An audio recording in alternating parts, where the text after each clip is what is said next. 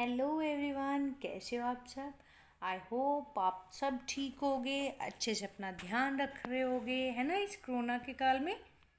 जी, आज मैं आपसे कुछ प्रश्न पूछूंगी, कुछ कहानी सुनाऊंगी, है ना। तो आज का मेरा प्रश्न है आप लोगों से कि आप कभी कोई मुसीबत में फंसे हो।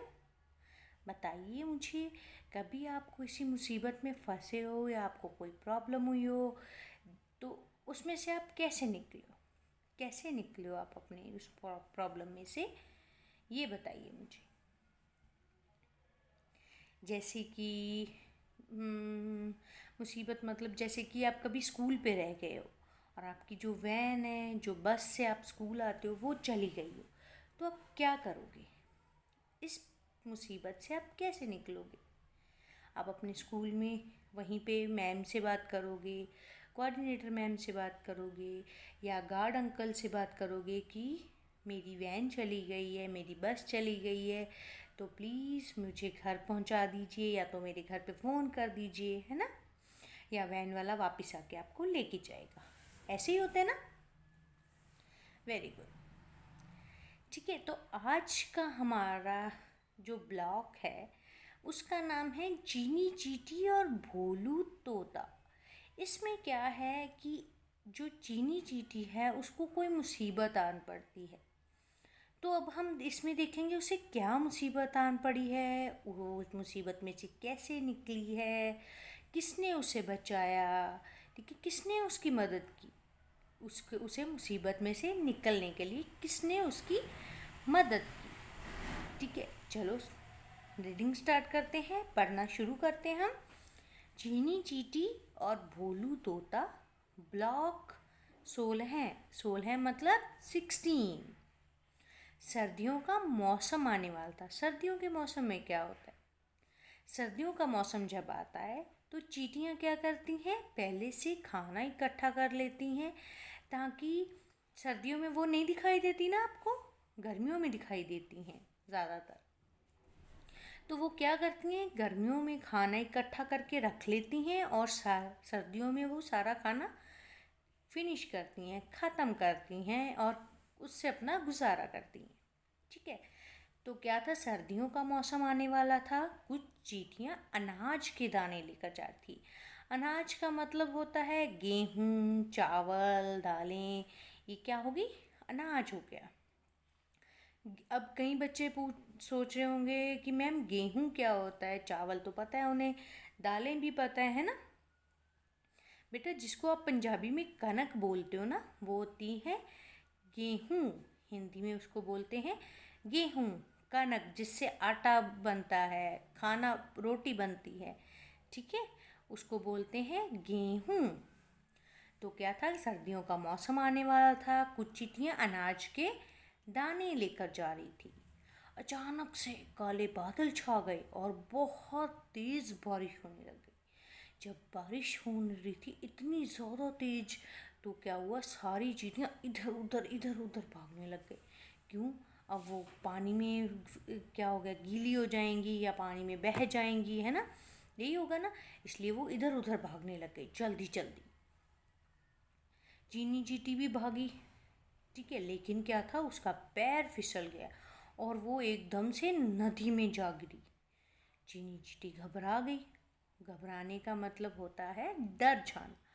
घबराने का मतलब होता है डर जाना। वो डर गई कि अब तो वो डूब जाएगी। उसे लगा कि अब वह डूब जाएगी। तो भोलू तोता वहाँ से गुजरा। तभी भोलू तोता वहाँ से गुजरा। गुजरा का मतलब होता है बेटा वहाँ से निकला, वहाँ से जा रहा था। उसने चीनी चींटी को डूबते हुए देखा, तो उसने उसे बचाने के लिए एक तरकीब सोची। तरकीब का मतलब होता है उपाय, आइडिया, ठीक है, तो उसने एक तरकीब सोची। भोलू तोता भीनी मछली के पास गया और बोला, मेरी दोस्त चीनी चींटी डूब रही है, क्या तुम उसकी मदद करोगी, उसे डूबने से बचा लो। तो भीनी मछली क्या करती है, जल्दी से तैरती हुई चीनी चींटी के पास जाती है और उसे अपनी पीठ पर बिठाकर नदी के किनारे पर ले आती है। चीनी चींटी बहुत खुश होती है। इसके बाद चीनी चींटी, भोलू तोता और भीनी मछली सारे क्या हो जाते हैं? अच्छे दोस्त बन जाते हैं।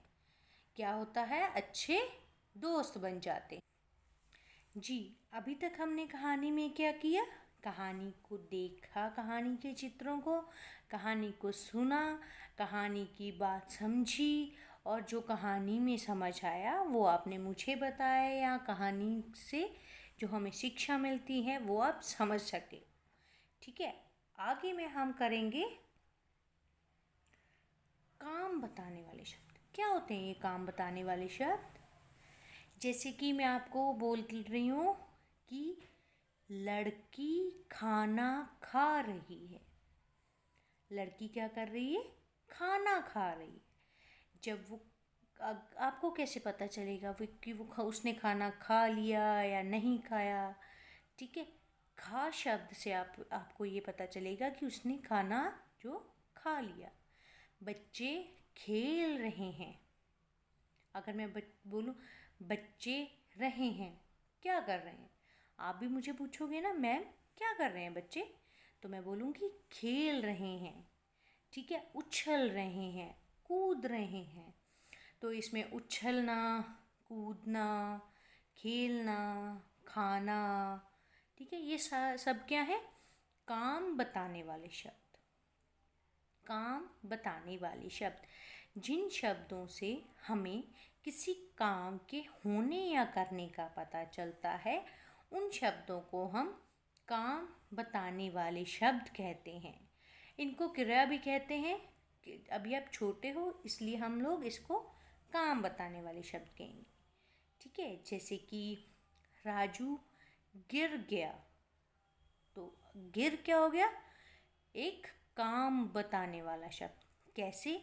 क्योंकि उससे पता चला कि हमें क्या हुआ है। उससे क्या पता चला? हमें क्या हुआ है। जैसे कि मैं बोलूँ कि रमा ने गाना गाया। तो गाया क्या हो गया? काम बताने वाला शब्द। जैसे अगर मैं बोल दूँ रमा ने गाना, क्या किया? गाना लिखा, पढ़ा कि गाया? तो अधूरा वाक्य है। अगर मैं बोलूँगी गाया तो आपको सारी बात पता चलेगी। तो गाया क्या हो गया? काम बताने वाला शब्द। तो हमें गाया से पता चला कि उसने क्या काम किया है। उससे क्या पता चला? कि उसने क्या काम किया है। आगे है मुझे सोने दो। तो इसमें सोना शब्द है, सोने। तो सोने शब्द को अगर मैं यहाँ पे ना लिखूँ, मुझे दो, क्या दो? किसके बारे में मैं बात कर रही हूँ? क्या चीज़ चाहिए मुझे? ये तो आपको तभी पता चलेगा अगर उसमें जो शब्द है वो आप लिखोगे या पढ़ोगे, तभी आपको पता चलेगा कि इसका मतलब क्या है, इसका आंसर क्या है। मुझे सोने दो। ठीक है, बच्चे उछल रहे हैं। उछल रहे हैं। अगर मैं बच्चे रहे हैं बोलूँगी तो भी आपको नहीं पता चलेगा कि बच्चे क्या काम कर रहे हैं। तो उछल बोलूँगी तो आपको समझ जाओगे कि बच्चे उछल रहे हैं, मस्ती कर रहे हैं, कूद रहे हैं। तो एक बार फिर से मैं आपको बताना चाहती हूँ कि जिन शब्दों से हमें किसी काम के होने या करने का पता चलता है, उन्हें हम काम बताने वाले शब्द कहते हैं। क्या कहते हैं?